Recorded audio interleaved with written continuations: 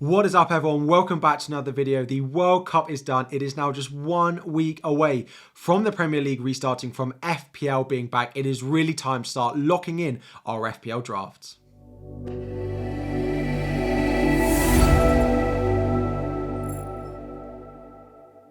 What is going on, everyone? FPL Harry here, and today it is a new draft video. This was going to come out tomorrow, but I was too busy on Sunday evening getting caught up in the greatest football of all time, lifting the World Cup trophy. Apologies to anyone who disagrees with me, but this is going to be the first of an 8 days of FPL for you between now and the Game Week 17 deadline. That is right. Every single day you will have a new video from me, including Christmas Day, which will probably be just a short or something very quick and snappy for you. Monday, of course, will be the deadline stream, but between now and then there'll be a video, a piece of content from me here on YouTube every single day to make sure your teams are in the best shape, to make sure we're picking the best possible teams and players going into Game Week 17. So, of course, to start today, where else to start than my updated draft? Just before we dive in, a quick reminder that we are, of course, raising money for charity during the month of December. Every bit of ad revenue, 50% of that goes to charity, and 100% of any of the other money that I earn during the month of December from YouTube, whether that's super chats, whether that's memberships, whether that's thanks on videos, all of that goes to a great charity called Action for Children. But that's going to be the whole of December, so you can wait. And if you do want to support, if not, you're just watching, that is doing a great job as well. But enough of that stuff. Let's get into the video. We are going to try and hit 1,000 likes on the video. If you're excited for FPL being back, make sure you subscribe. Also chasing 40,000 subscribers, so make sure you're subscribed as well. But the draft, it is Kepa and it is Ward in goal. I'm about 95% sure I'm going to go in with these two. It looks like Kepa is back in training. He's still yellow flagged, but I'm pretty certain that he's going to be fine. Nottingham Forest and Bournemouth, followed by a double game week in the first 3 weeks, means I really like what Chelsea can offer as a bit of a differential. I think Kepa will be very popular as well, alongside Danny Ward. Danny Ward, of course, is going to be in everyone's draft. If there's anyone putting together a draft that doesn't have Danny Ward in, I question exactly who you are going to be going and picking in goal. 4.1 million. Leicester look really good defensively for the sort of second half of that first portion of the season. I don't necessarily think they'll be as good. They've massively overperformed their sort of expected goals conceded, everything like that. But I think this will be a very, very popular goalkeeper option, is what I would recommend you going in to do. Moving into defence, and there's actually a couple of changes in here, and I'm really getting towards a defence that I'm very, very happy with now. The first thing is we've actually downgraded Patterson to Bueno, 0.1 cheaper. The Wolves starting fullback looks pretty good. I don't really trust Everton that much. I don't think they'll look that great. I think Wolves have a better chance. They're a team that don't necessarily score a lot of goals, so they do have to be very, very solid defensively. Elsewhere, next to them, we do have João Cancelo. I do want that solid, nailed starting defender for Manchester City in at 7.4 million. Some of you might be looking at the likes of Akanji, Kyle Walker. I just can't see them starting as many games for them as I think João Cancelo is able to do. Of course, they potentially have 2 double game weeks coming in Game Week 20 and 23.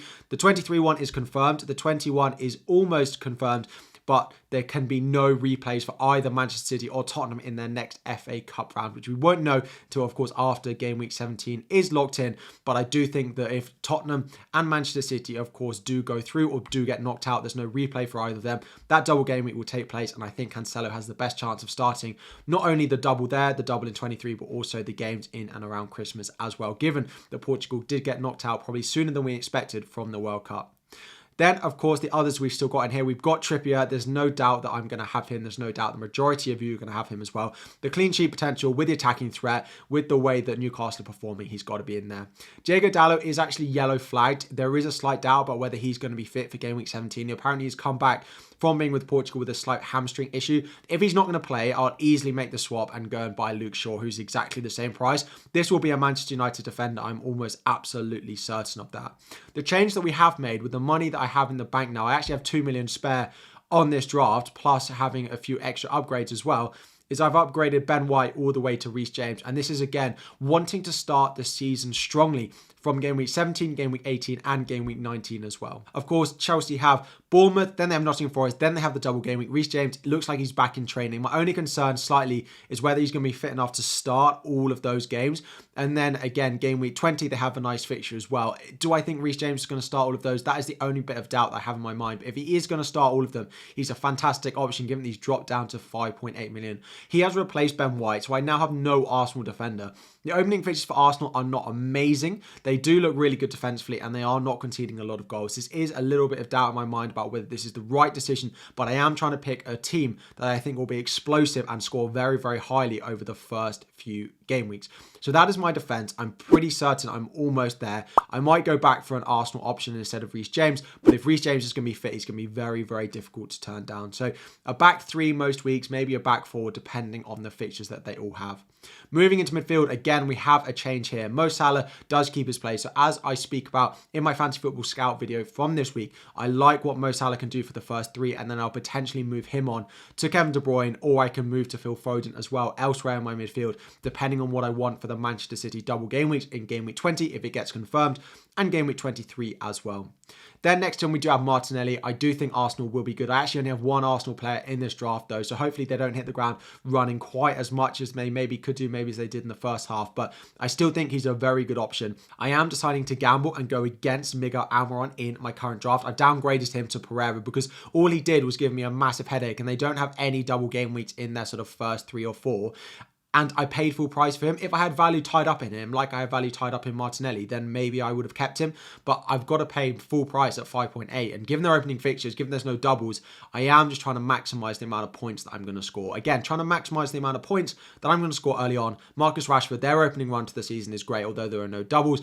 6.7 million. I did consider trying to free up money to go for Bruno Fernandes, and I'm not that far away with the 2 million that I have in the bank going Rashford all the way up to Bruno, but it is just not quite enough. I could try and downgrade James. If I did James to White, for example, I could then go and do Rashford all the way up to Bruno Fernandes. That is something I'm considering, but I do like what Rashford can offer, and a great value pick as well.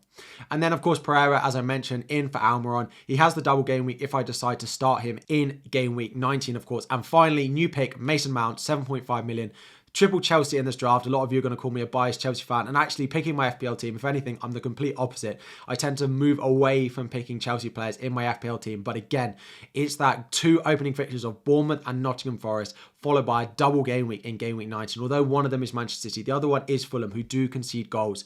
Now, again, there is likely to be rotation in and around that Chelsea forward line. Pulisic and Ziyech have both performed very well at the World Cup, which is a slight issue with Mount's minutes. Although Mount, for me, is the most focal point and the player who has to be on that pitch for Chelsea every single game week. So I have made one change in there. Of course, Kulusevski has gone to Mason Mount, and I've downgraded Miguel Almiron all the way to Andreas Pereira. Up front, things are unchanged. I'm about 95% certain this will be my forward line going into game week 17 and onwards. Darwin, because of the injuries to Jota, because of the injuries to Luis Diaz, plus me likely wanting to sell Salah to go to De Bruyne, when game week 20 comes around, I will have Darwin. I'll still have a piece of that Liverpool attack as well. Mitrovic next to him, the double in game week 19, of course, I'm happy with that. The first couple of games are also good. I might need to look to sell him from game week 20 onwards when the fixtures are not quite as nice, but we'll have a visibility of other double game weeks that are likely to fall. Maybe even game week 21 or 20 that I can move Mitrovic on for if, again, he doesn't have good fixtures or his form is not what I want it to be when that time does roll around. And finally, of course, Erling Haaland is going to be in there. He's going to be my captain for the majority of the opening game, which the only one I am 50-50 about is game week 19. Of course, he goes away to Chelsea, and then Mo Salah does have Brentford away. I'd have to decide between the two of them, but a captaincy on Mo Salah in game week 19 does feel like the way I'd go, which again is why he's in there over starting with De Bruyne, who I do want to get into my team from game week 19. So this is my latest draft. I feel like I'm getting very, very close. Again, don't worry. I know people are going to be in the comments, Harry, that's 3 draft videos in a row. There won't be very many more until we get very close to the deadline. I just didn't have time after watching Messi celebrate the World Cup to do all the graphics for my video, which is coming tomorrow, which is going to take a lot of time. And I couldn't really be up to 1, 2 o'clock in the morning recording this video. But there will be, as I said, a video every single day between now and the game week 17 deadline. If that's exciting, you're looking forward to the FPL being back, make sure you like the video again. Chasing 1,000 likes. We're less than 500 subscribers away from being 40,000 subscribers as well. I hope you've enjoyed. Enjoy your tinkering. I'll be back again tomorrow with another video. We'll be looking at my top 10 differentials for the upcoming game weeks in FPL. Like and subscribe before you go, and I'll be back again tomorrow.